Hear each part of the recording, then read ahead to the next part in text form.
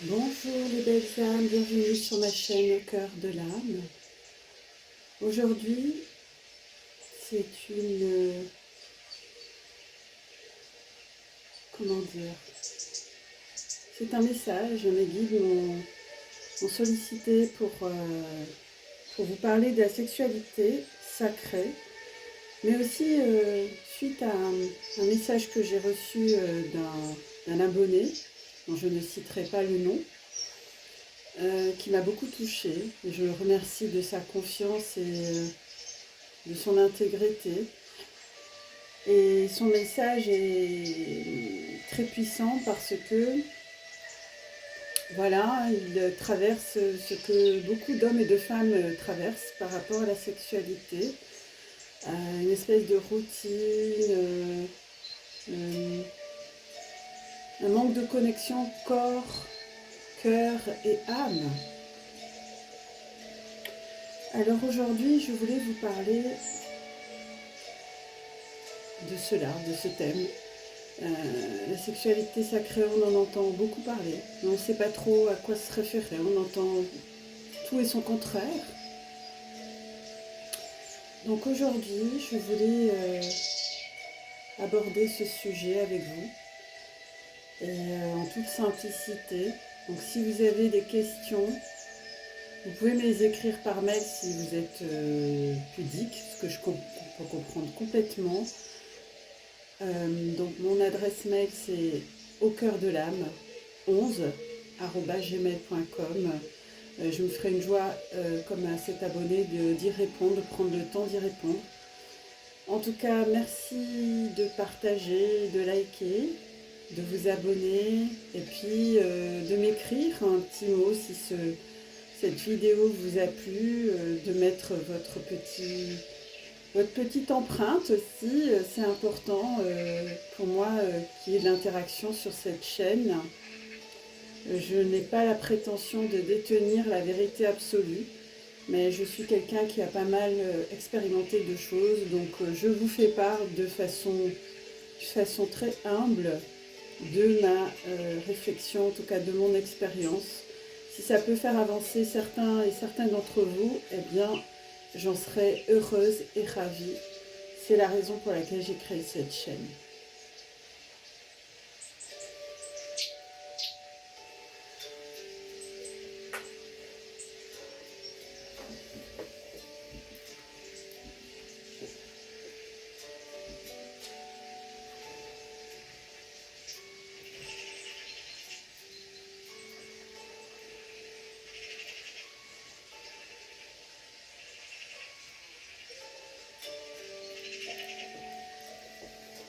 Alors je vais vous inviter, les amis, à allumer une bougie, à vous mettre dans un état un peu de méditation, de relaxation, de prendre conscience de ce corps, de cette partie intime à laquelle on est souvent déconnecté.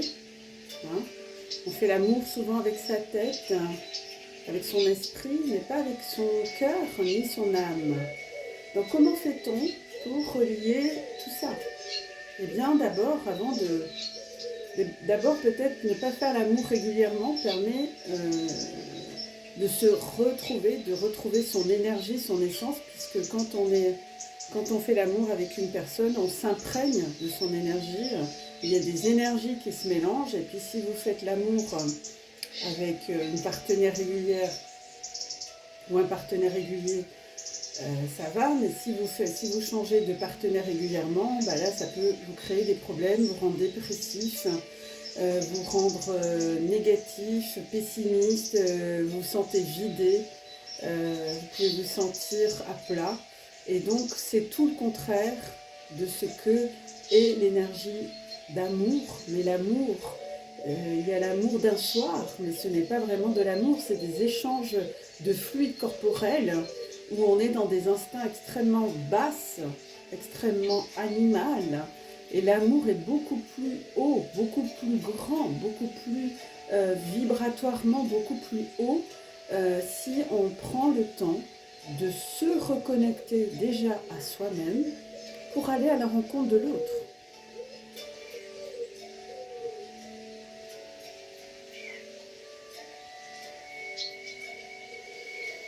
Je vais vous parler d'un livre qui me suit depuis ma première relation,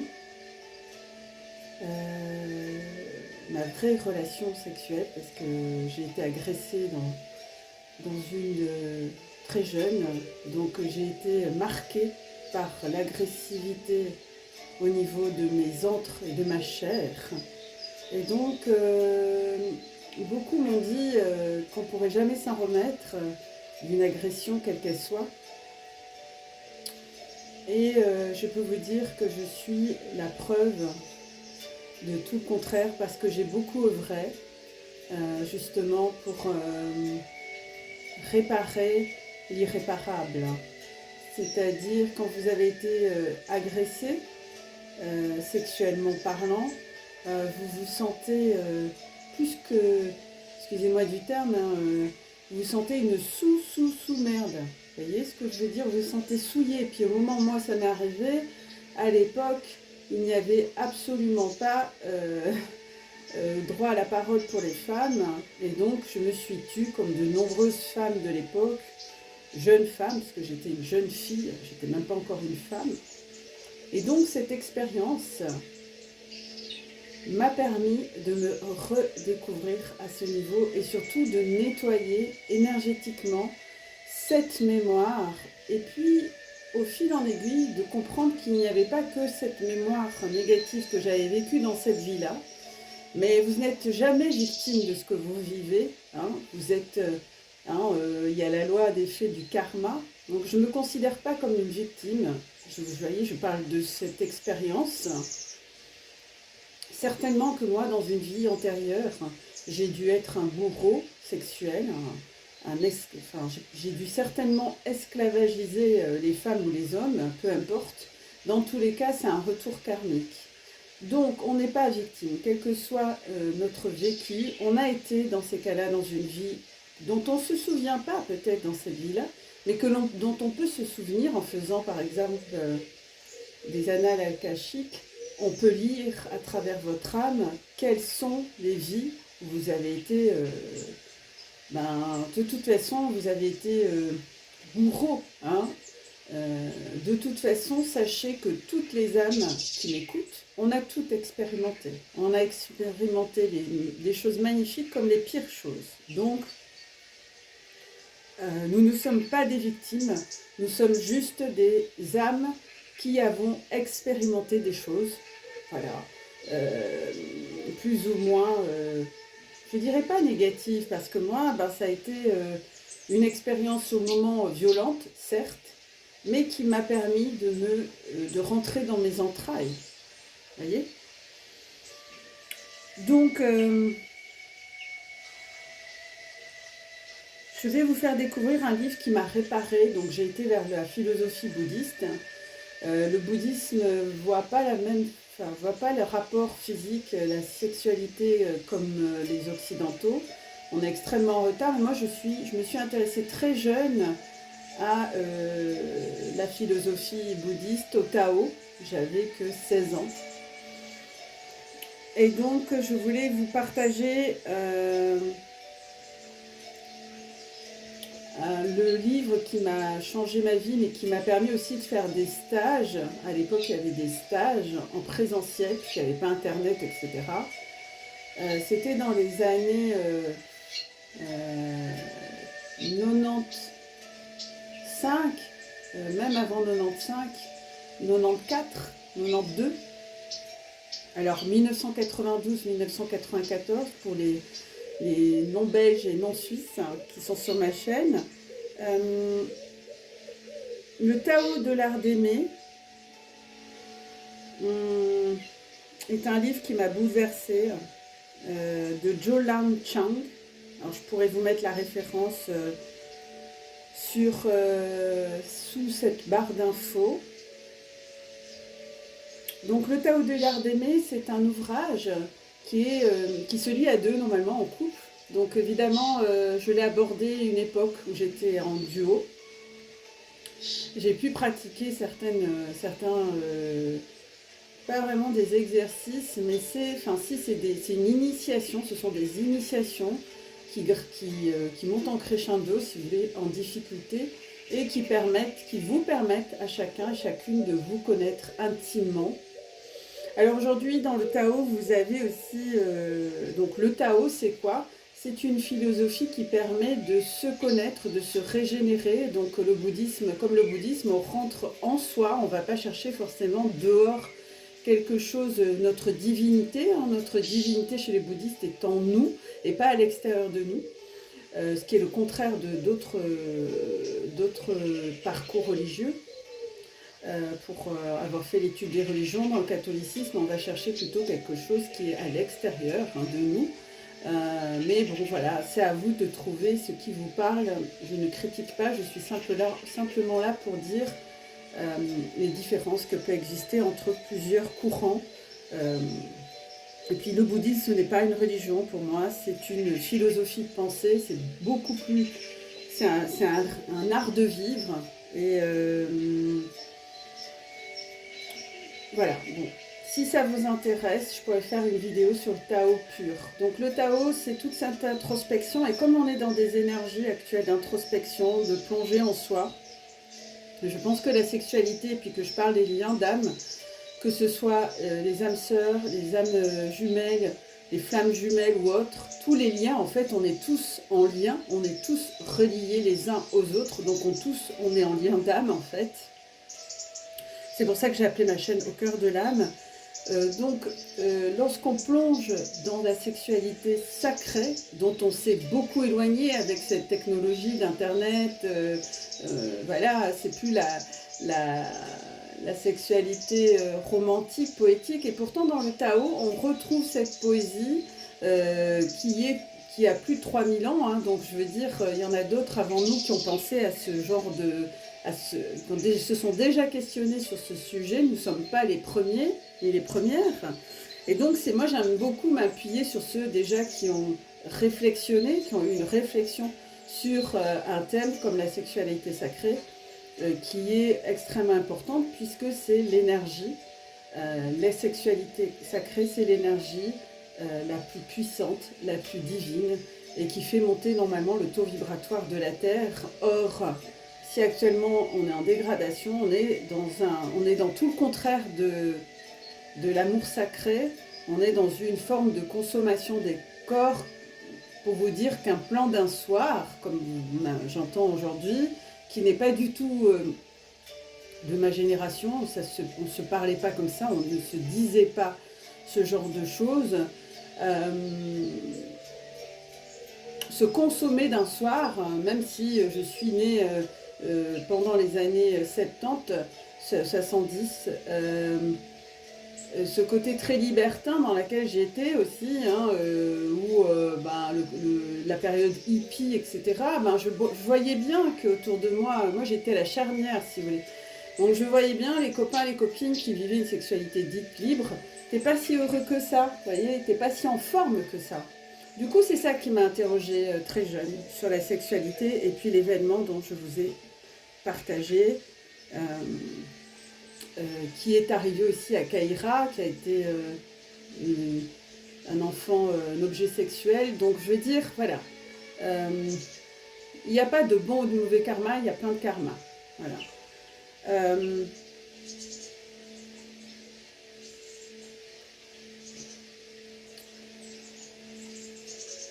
La sexualité sacrée, c'est quoi?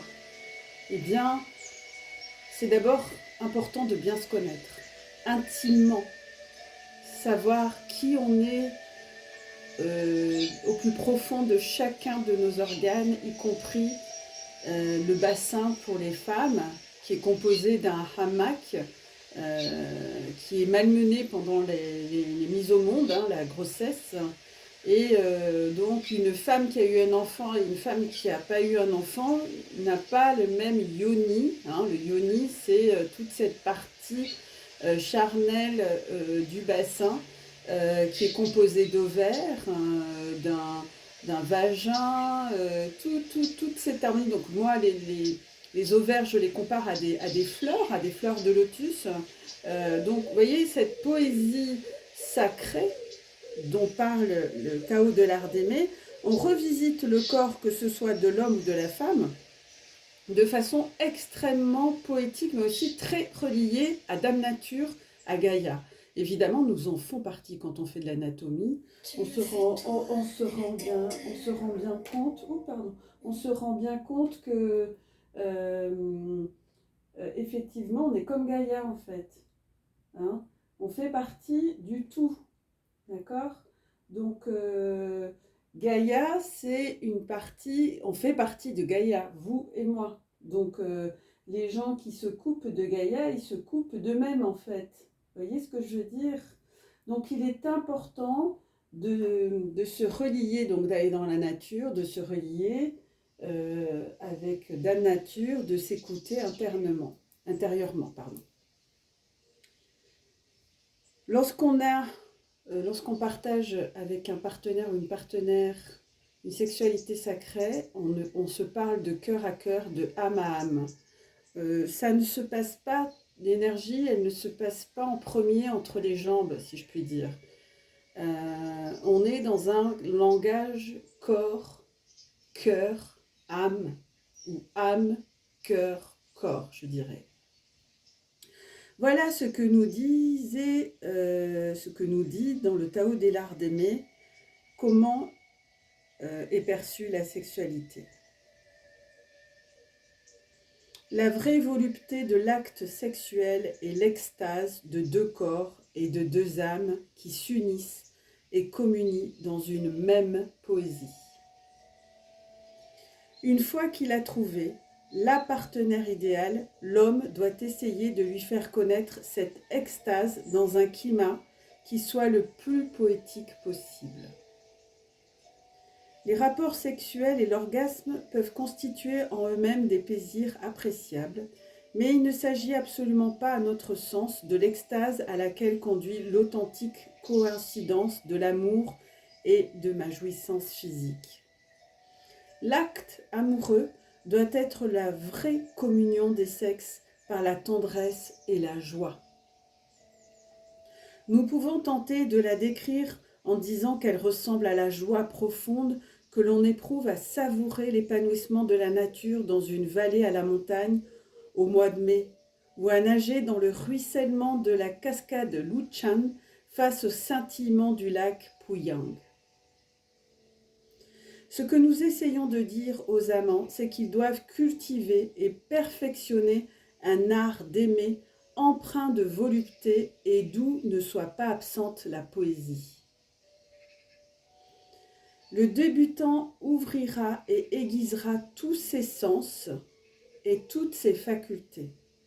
Le toucher, le goût, la vue, l'ouïe, la communication verbale, les émotions.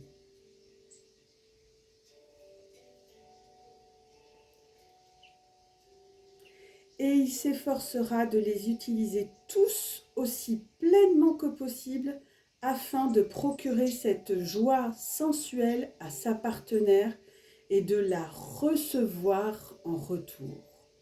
Il doit savoir que les femmes aiment autant que les hommes à être sincèrement admirées et appréciées, surtout pendant l'acte sexuel. Il apprendra ainsi non seulement à conduire sa partenaire ainsi que lui par la même occasion, à la plus extrême volupté, mais à se libérer en même temps de l'obsession de l'éjaculation. Pourquoi ne pas penser à des choses agréables et sensuelles, à la texture de la chevelure de sa partenaire, à la douceur de sa peau, au parfum étonnant et mystérieux de son corps et à ses courbes, à la flagrance humide de ses lèvres et de sa langue. Toutefois,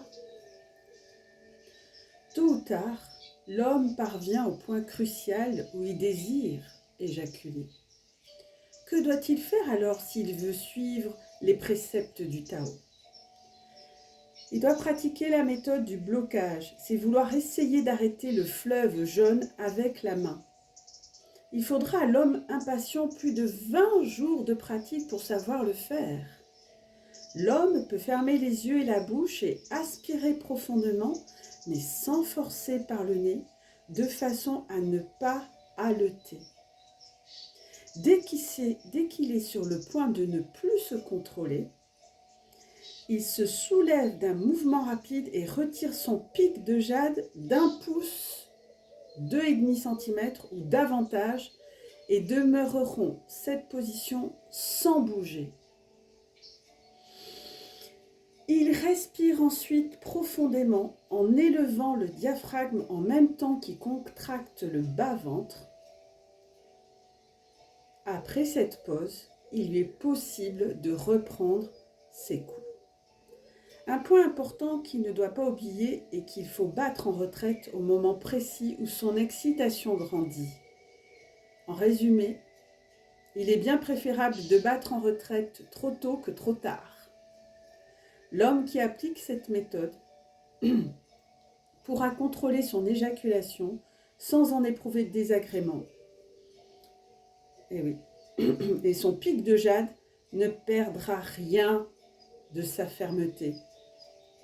Il peut ainsi économiser son énergie et en retirera une remarquable sérénité.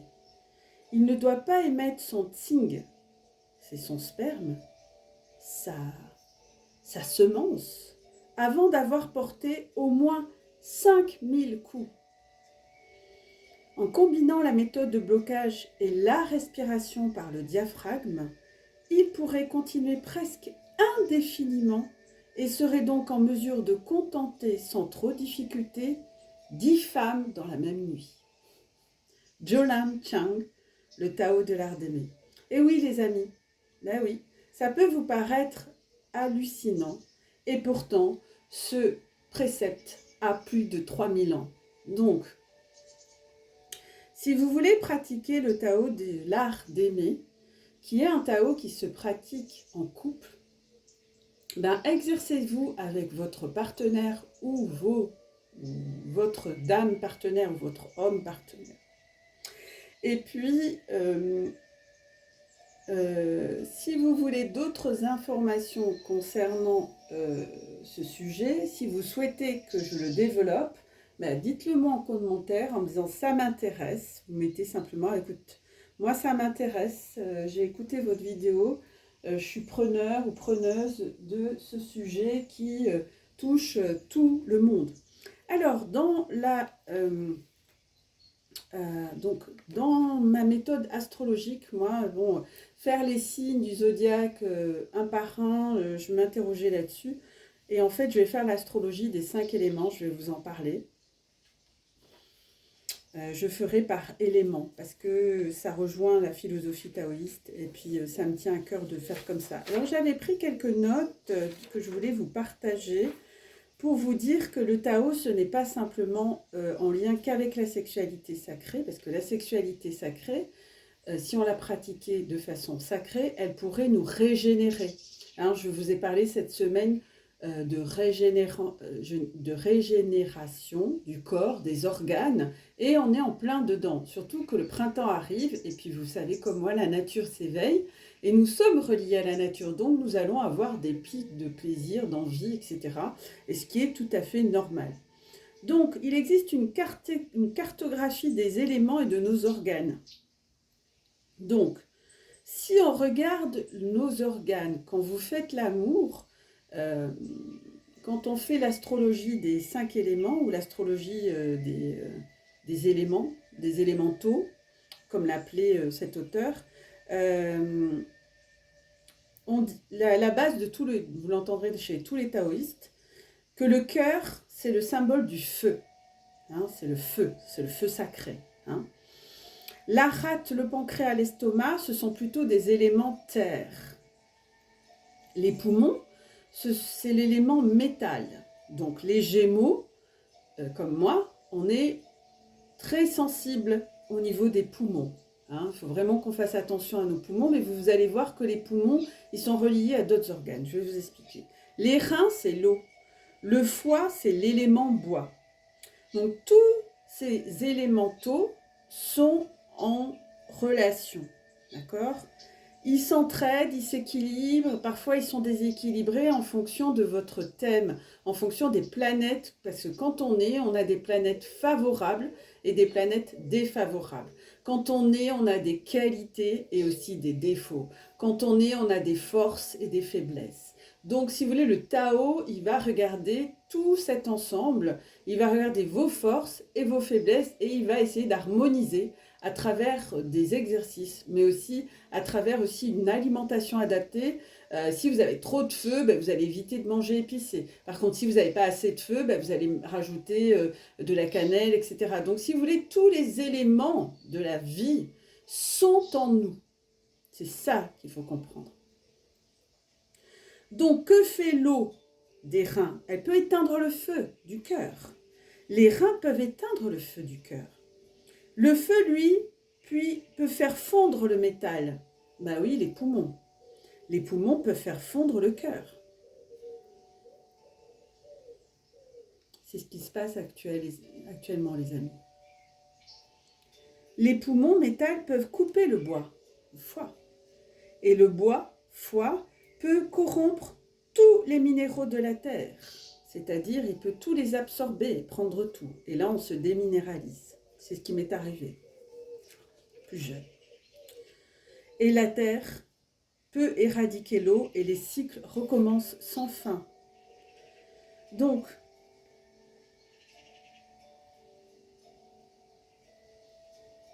quand on a à peu près un tiers à la naissance des qualités et des défauts, si vous voulez, mais on a 70%, 70% de notre cycle de vie où on peut modifier nos travers. C'est ce que j'ai fait. Moi, j'étais quelqu'un qui était totalement déminéralisé très jeune. Ça m'a coûté des problèmes de santé comme tout le monde. Et j'étais pas très bien nourrie. En tout cas, la nourriture que j'avais à l'époque n'était pas adaptée à mes besoins. Bref. Chaque organe est yin et yang. Ces polarités, elles sont équilibrées. Il n'y en a pas une qui est plus forte que l'autre. Certains taoïstes vous diront, surtout chez le taoïsme chinois, qui tout le temps est très macho pour moi, je suis désolée, mais je le dis haut et fort. Mais moi, dans ma pratique, je ne rejoins pas, enfin, c'est pas ce que disait cet auteur du Tao de l'art d'aimer, mais je ne rejoins pas certains taoïstes ou certains mouvements taoïstes, parce qu'il y en a beaucoup, hein, c'est comme la religion. Il y a plusieurs préceptes. Moi, je vous parle de ce que j'ai expérimenté, pas théorisé. Voilà. Alors, certains taoïstes vont vous dire il faut pratiquer chacun dans son coin et après on se retrouve. Moi, ce que j'ai eu comme enseignement dans le Tao de l'art d'aimer, c'est de pratiquer en duo, en couple. C'est comme ça qu'on progresse. Parce que si on pratique chacun de son côté, à un moment donné, on est en décalage.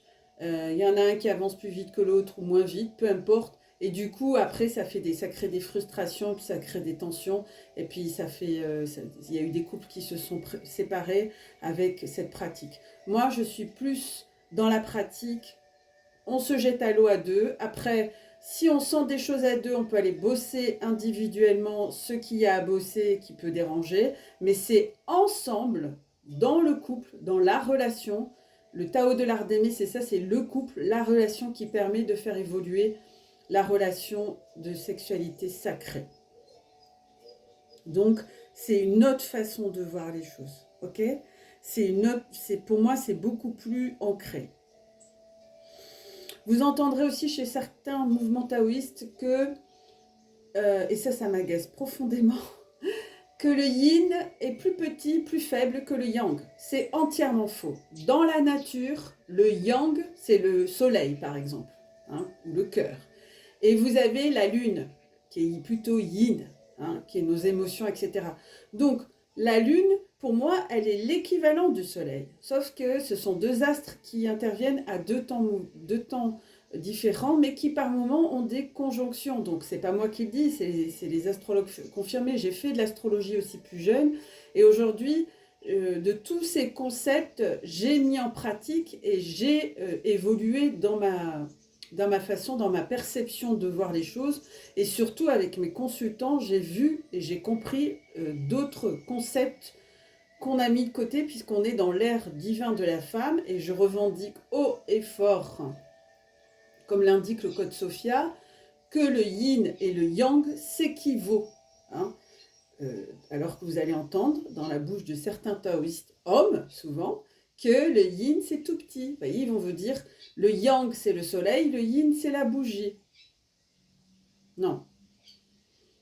C'est pas comme ça qu'on le décrit dans le Tao de l'art d'aimer, parce que dans le Tao de l'art d'aimer, c'est un équilibre féminin-masculin, yin et yang. Les deux polarités s'équilibrent et sont équivalentes. Il n'y en a pas une qui est plus ou moins. D'ailleurs, effectivement, elles ont des polarités positives et négatives comme dans les électrons du corps, mais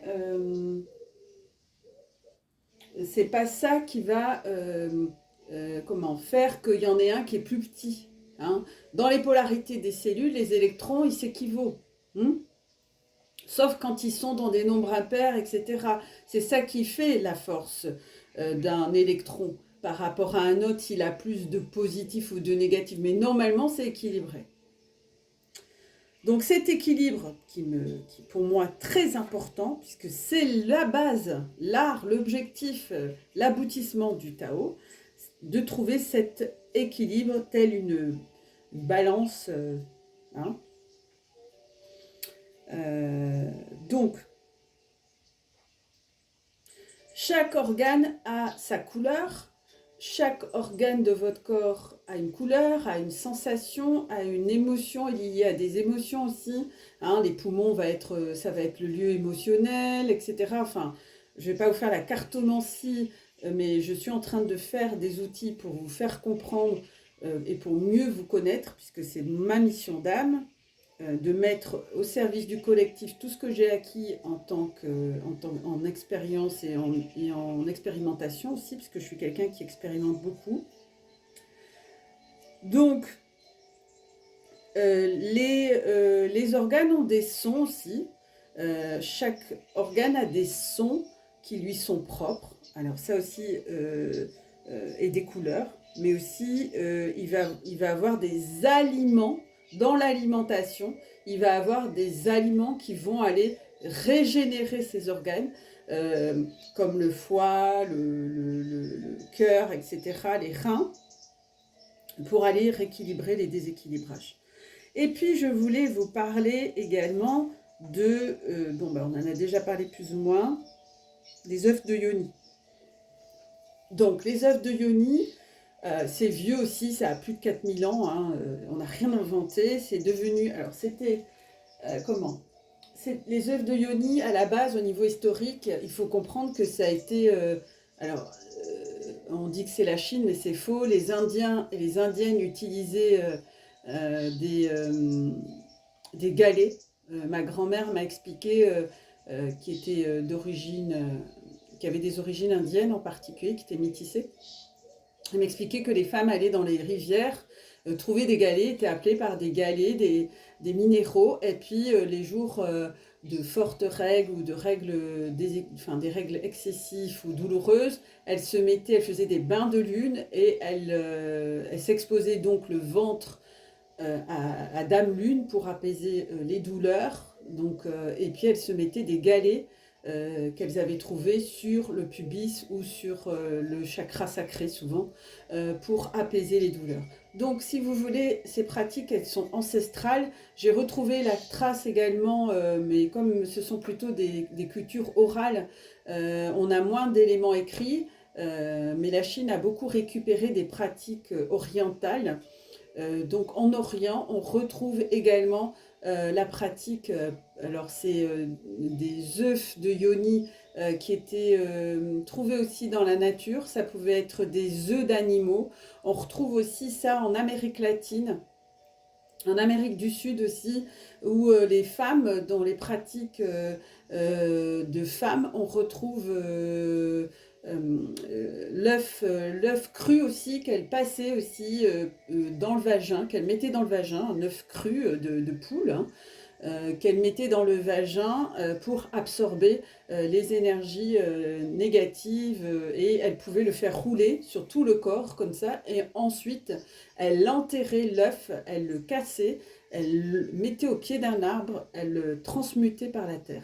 Donc si vous voulez, chez les Mongols aussi, chez les femmes mongoles, je me suis beaucoup intéressée à des rituels, aux pratiques ancestrales, puisque j'ai été élevée par deux grands-mamans. Euh, les particularités de peuples dits minoritaires, c'est ce que j'ai étudié à l'université, puisque j'ai choisi ethnologie plus jeune, parce que euh,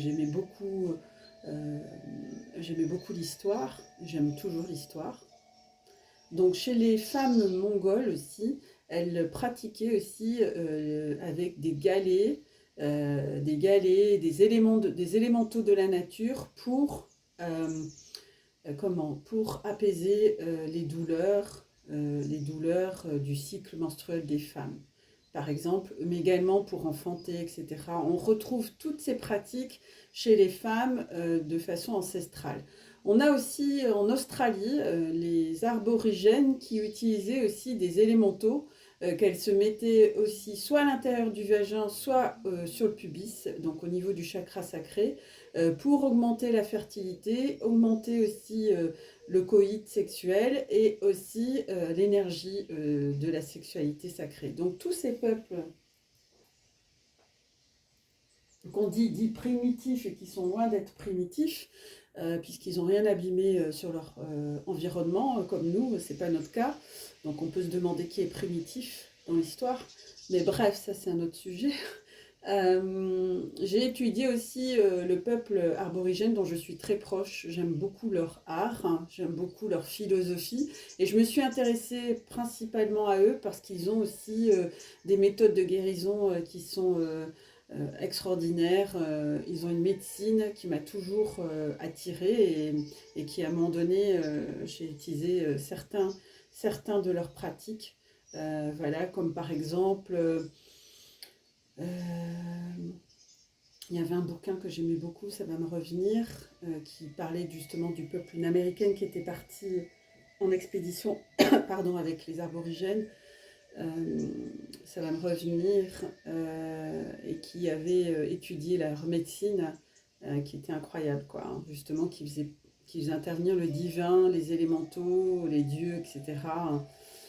Et les femmes aborigènes utilisent les caillots de sang qu'elles récupèrent du cycle de femmes, et elles les mettaient dans des petits sacs en cuir. J'ai retrouvé cette pratique chez les berbères et les femmes kabyles.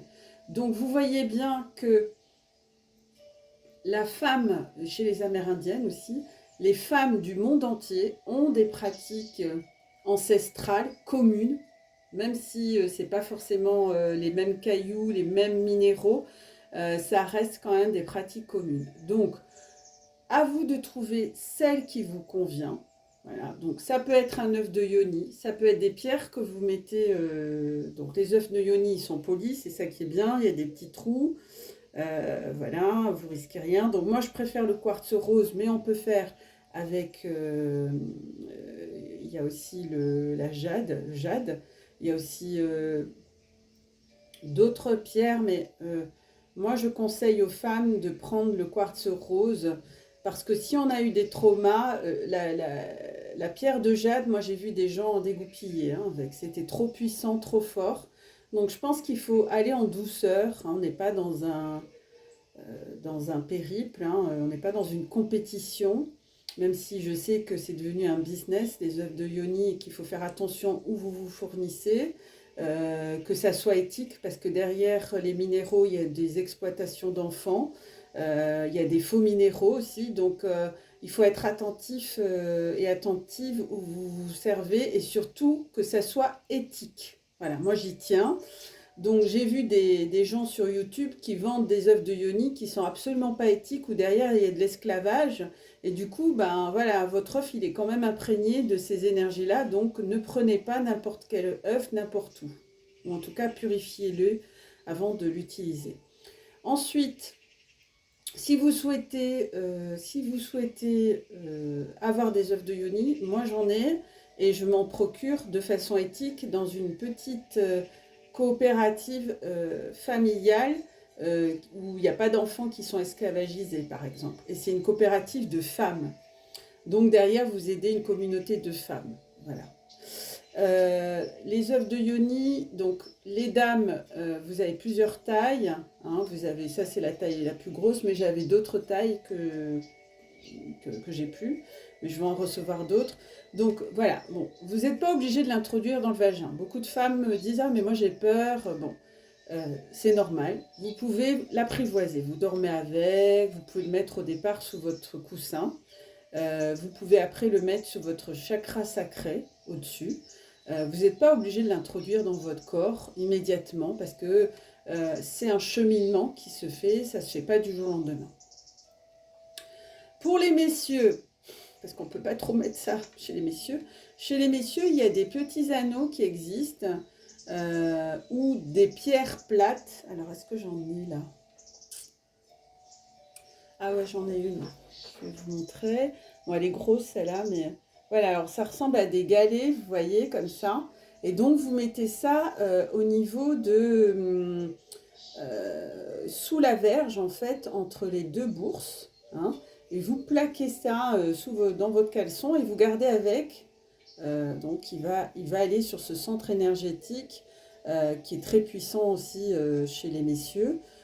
Qui est un centre, une porte énergétique qui est très orgasmique aussi.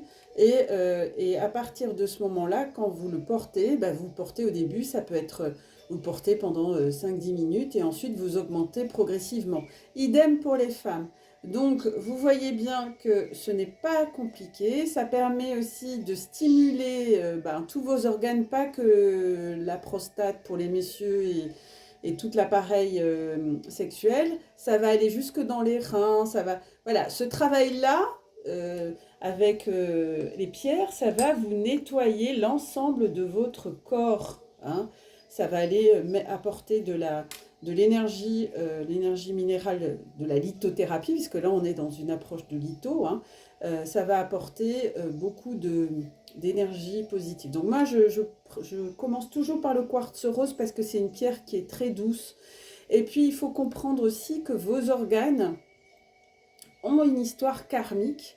Hein, si dans des vies antérieures, vous vous êtes fait aussi violer, agresser, ou que vous avez subi la pédophilie pendant X années ou dans cette vie-là, c'est important de nettoyer ces énergies, d'épurer, ou que vous êtes tombé sur des femmes, messieurs, extrêmement violentes, parce que les pineurs, hein, les serial pineurs, hein, c'est pas que chez les messieurs, hein, il y a des femmes qui sont qui peuvent être très violentes dans leur sexualité, puisque moi j'ai eu ce témoignage, ce monsieur, il a vécu une sexualité violente, puisque la personne, sa partenaire, avait des pratiques où il fallait la taper, la mordre, enfin limite sadomasochiste.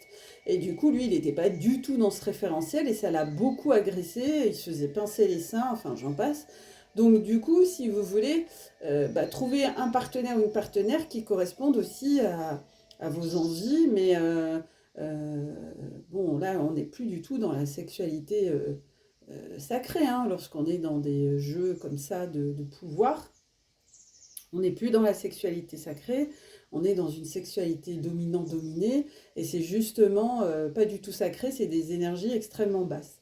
Donc moi, cette sexualité-là, elle ne m'intéresse pas, hein, on n'est pas dans 50 nuances de Grey. Même si on peut effectivement, c'est ce qu'a voulu démontrer ce film, aimer une personne en ayant des pratiques, mais bon, vous voyez bien dans le film, elle n'est pas du tout là-dedans, lui, il est à fond là-dedans, c'est plutôt lui qui a un problème, et d'ailleurs, il n'en avait pas qu'un. Donc on voit bien que psychologiquement, quand même, il y a eu de la souffrance dans le partenaire de 50 nuances de Grey, et qu'elle, elle tombe amoureuse de cet homme qui l'a initiée au plaisir, en fait. Hein. Mais vous pouvez aussi vous initier dans le plaisir avec la sexualité sacrée. Et là, vous allez voir, vous allez décupler en énergie et vous allez décupler en vitalité. Hein, parce que la sexualité sacrée, c'est l'énergie la plus puissante qui nous permet de régénérer tous nos organes, tous nos tissus, et qui permet d'être dans des vibrations extrêmement élevées. Donc, je vous souhaite, chers taoïstes, de vous extasier dans l'amour sacré et universel, Je vous souhaite une très belle journée ou soirée et je vous dis à bientôt. Merci de me dire en commentaire si le sujet vous intéresse. Je propose des ateliers de libération par rapport à ça, alors sous forme de danse, sous forme de méditation que je mettrai en ligne bientôt.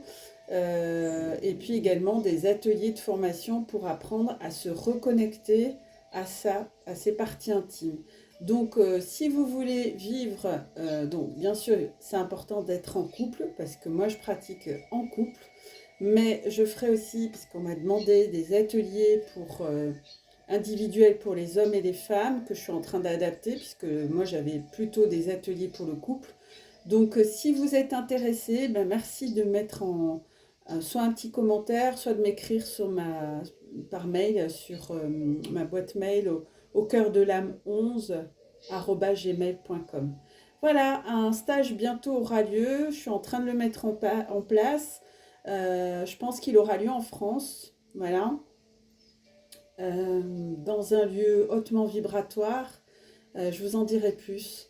Je vous embrasse, les belles âmes, et puis je vous dis à très bientôt. Au revoir.